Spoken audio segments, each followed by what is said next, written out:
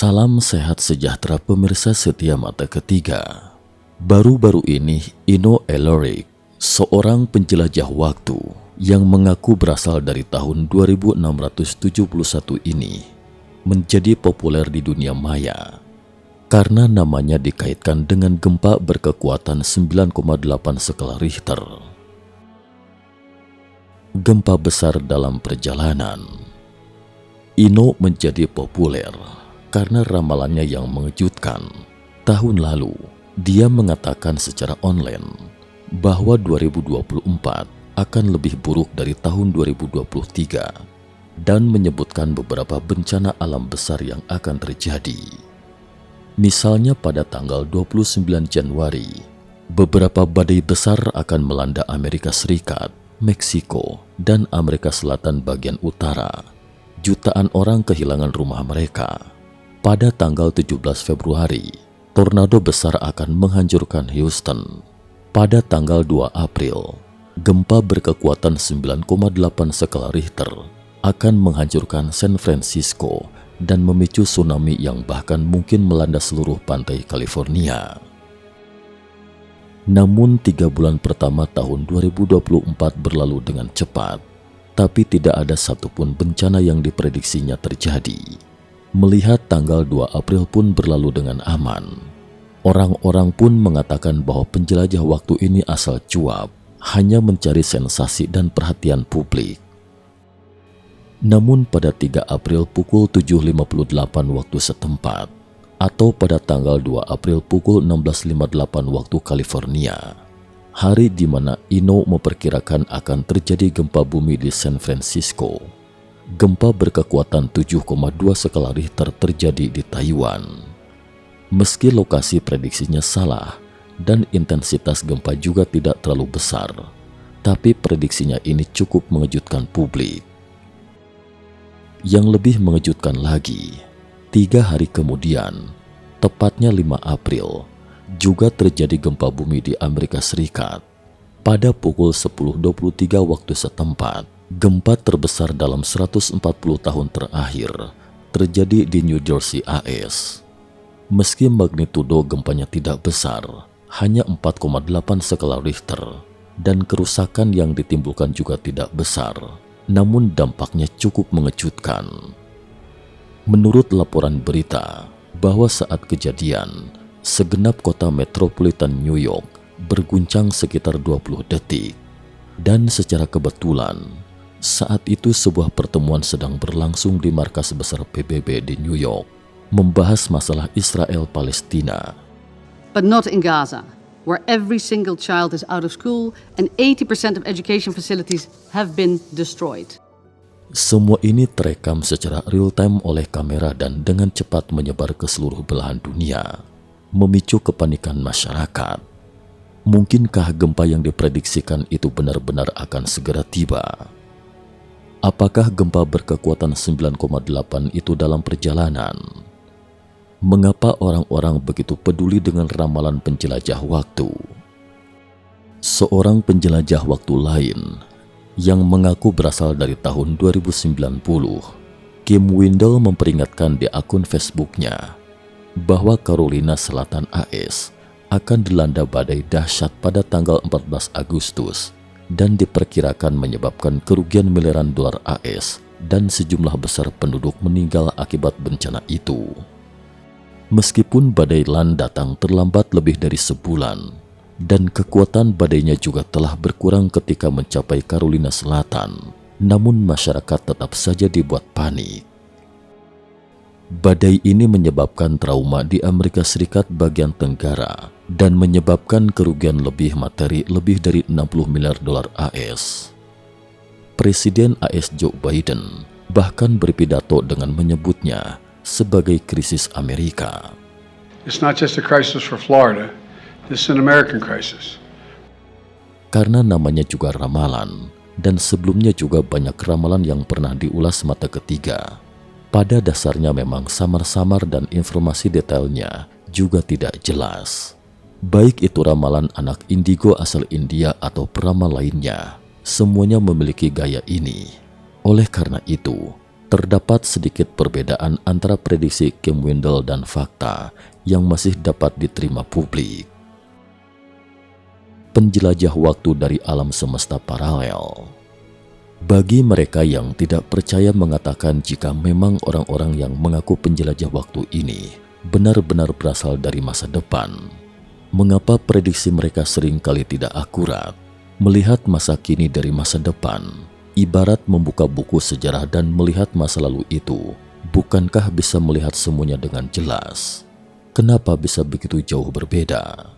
Namun, ada juga pendukung yang mengatakan bahwa untuk memahami ruang dan waktu lain, Anda harus membuka pikiran dan menggunakan pemikiran divergen untuk melihat masalah.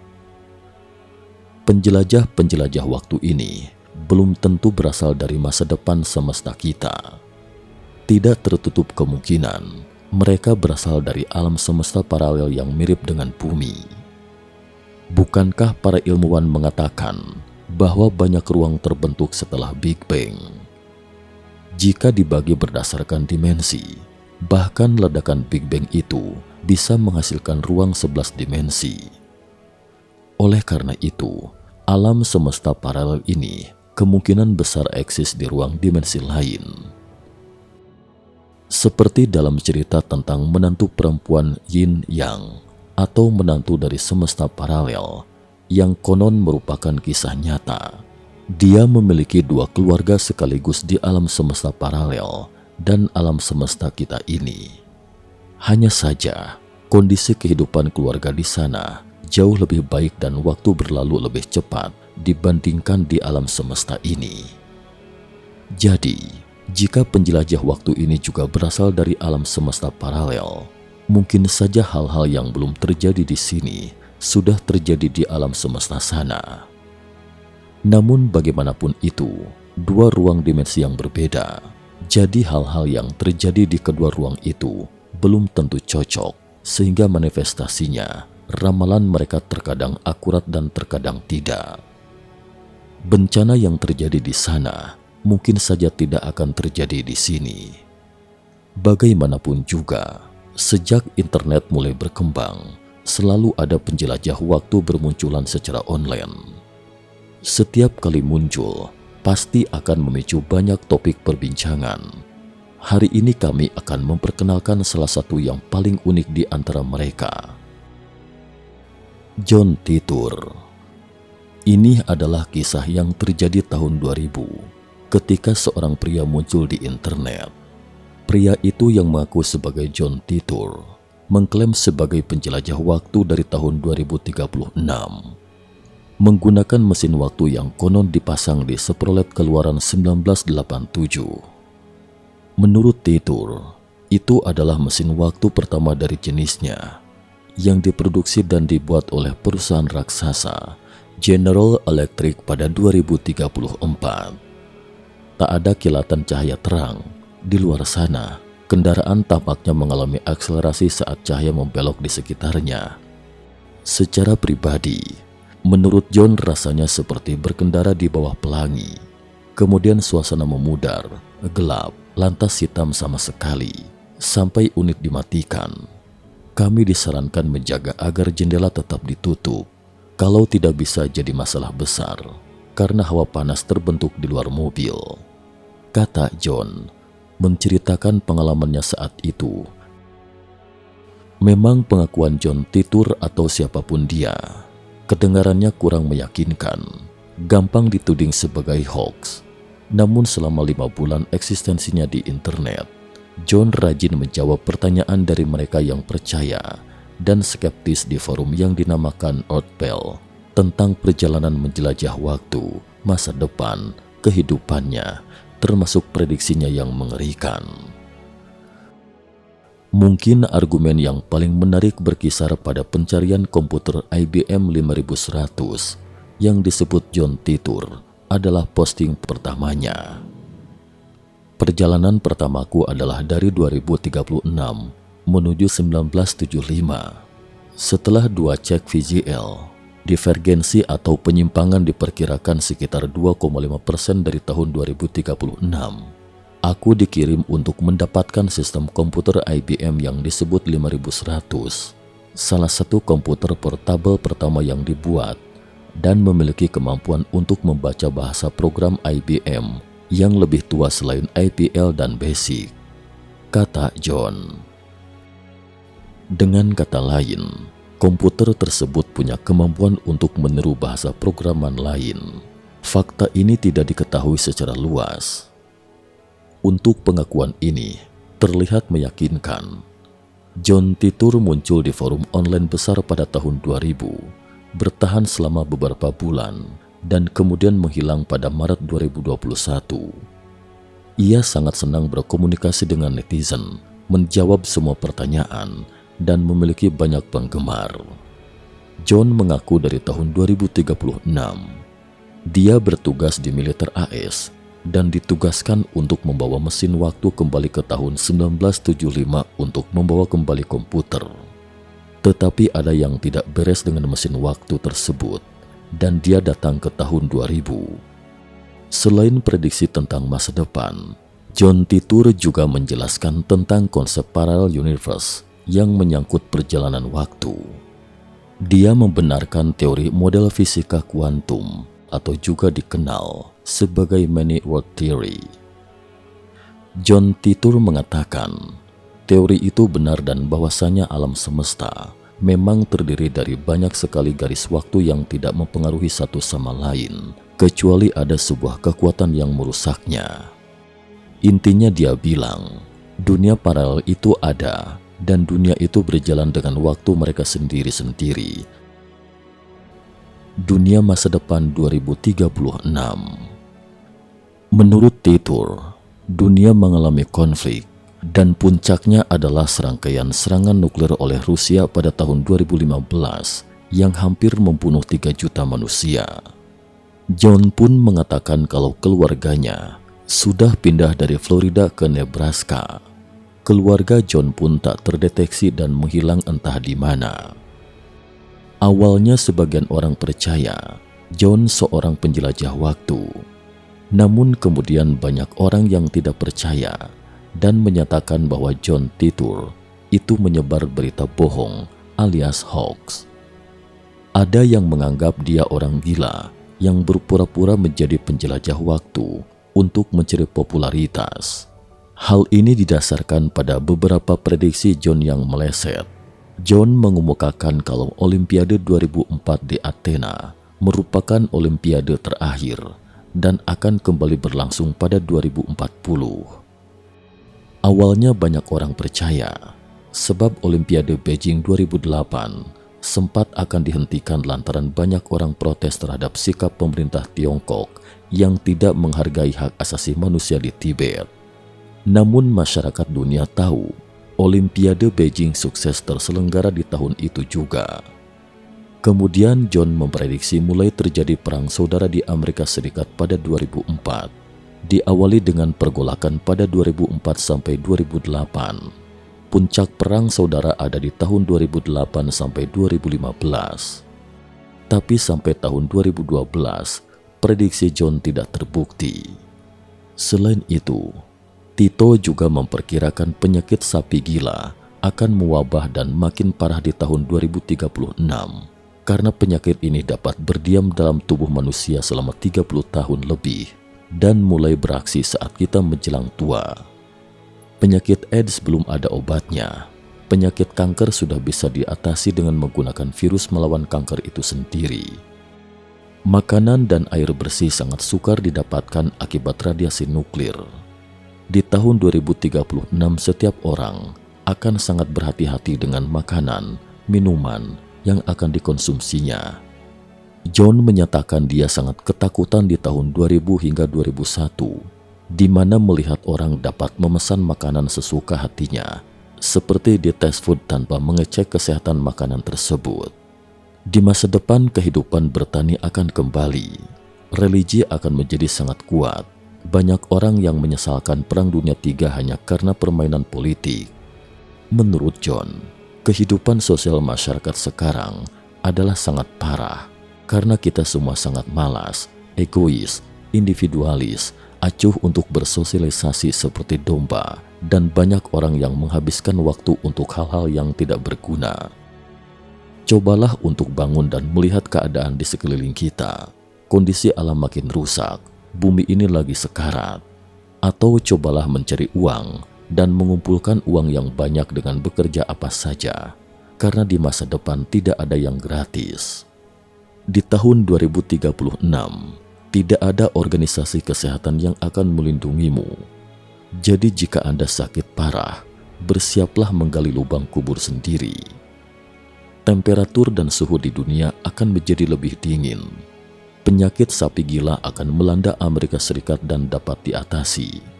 Dan suatu hari nanti, orang Amerika akan lebih mementingkan keamanan daripada kebebasan. Dilihat dari situasi keamanan yang semakin serius di Amerika Serikat dalam beberapa tahun terakhir, hal ini memang benar adanya. Ada pula beberapa prediksi yang sudah terjadi. John pernah bilang, perkembangan informasi dan teknologi akan sangat berkembang. Banyak orang membuat video mereka sendiri dan bisa dimasukkan ke dalam internet. Bukankah beberapa tahun belakangan hal ini sudah terjadi dengan adanya YouTube?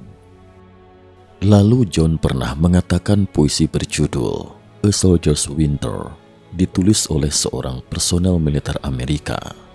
Di masa John, puisi itu dijadikan simbol saat penulis puisi itu meninggal. Kenyataannya, Larry Clark, seorang pensiunan Angkatan Darat Amerika, menulis puisi dengan judul yang sama setelah John menyebutkannya. Intinya, hingga saat ini masyarakat masih belum melupakan John Titor. Yang paling membuat para penggemarnya bersemangat adalah penjelasannya tentang multiverse. Teori multiverse. John menuturkan, ada orang yang menganggap apa yang disebut memori adalah hasil pertukaran informasi antara Anda dan diri Anda masa lalu dalam suatu ruang dimensi. Jika menurut Anda ini mungkin benar, maka fisika memberitahu kita bahwa diri Anda di masa depan yang berasal dari alam semesta lain itu dapat berkomunikasi dengan diri Anda saat ini. Faktanya, semua sosok diri Anda di ruang dimensi berbeda bisa saling berkomunikasi satu sama lain. Apa yang orang anggap sebagai intuisi, alam bawah sadar, atau ilusi dalam pikiran itu mungkin merupakan versi lain dari sosok diri Anda yang mencoba berkomunikasi dengan Anda. Lebih jauh lagi, jiwa kita mungkin juga terkait dengan Anda di setiap ruang. Ia dapat dilihat sebagai jumlah pikiran Anda yang tak terhitung jumlahnya di setiap ruang. Jika benar demikian, maka Anda tidak benar-benar mati sampai seluruh hidup dari semua diri Anda ini berakhir. Terkadang, Anda ini sudah mati di dimensi ini, tetapi masih hidup di dimensi lain. Jadi, bagaimana mendefinisikan kematian yang sesungguhnya itu adalah sesuatu yang sangat sulit. Dari perspektif yang lebih makro, keberadaan multiverse itu menyiratkan bahwa di atas semua alam semesta tersebut akan ada alam semesta super. Alam semesta super adalah alam semesta yang lebih besar yang terdiri dari semua alam semesta yang berbeda ini. Pada tingkat super kosmik, konsep baik dan jahat juga telah mengalami perubahan. Lalu siapa yang mendefinisikan baik dan jahat dalam ruang makroskopis ini? Itu adalah Tuhan, kata John Titor. Di mata Tuhan, konsep baik dan jahat sama sekali berbeda dengan konsep kita. Misalnya, ada konsep di banyak kebudayaan kuno bahwa ketika nurani manusia rusak, Tuhan akan menurunkan bencana. Meskipun bencana-bencana ini menimbulkan penderitaan bagi umat manusia, namun bencana-bencana ini sebenarnya membantu setiap orang untuk memperbaiki hati nurani mereka, agar orang-orang mengenali kejahatan di dalam hati mereka melalui penderitaan, dan dengan demikian menyingkirkannya. Salah satu fenomena yang sangat menarik adalah bahwa setelah bencana besar berlalu, seringkali akan diikuti masa di mana nurani masyarakat pada umumnya menuju ke kebaikan. Masyarakat menjadi lebih berbelas kasih lebih menghargai sumber daya, dan lebih dekat dengan Tuhan.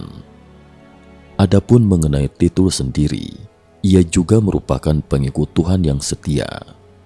Menurutnya, ada kekuatan jahat terorganisir yang sedang melawan rencana Tuhan bagi jiwa manusia. Mereka yang tidak dilindungi Tuhan akan membuat kejahatan merajalela. Namun iman dan perbuatan baik pada akhirnya membawa seseorang kepada Tuhannya.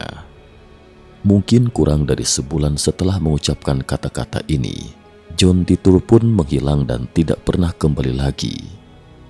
Sebelum menghilang, John mengatakan bahwa alam semesta ini bukanlah rumah kita yang sesungguhnya. Bagaimana menurut teman-teman? Bukankah di balik sang penjelajah waktu ini punya cerita yang cukup menarik? Lalu, percayakah teman kalau John Titor itu seorang penjelajah waktu? Terima kasih atas perhatiannya.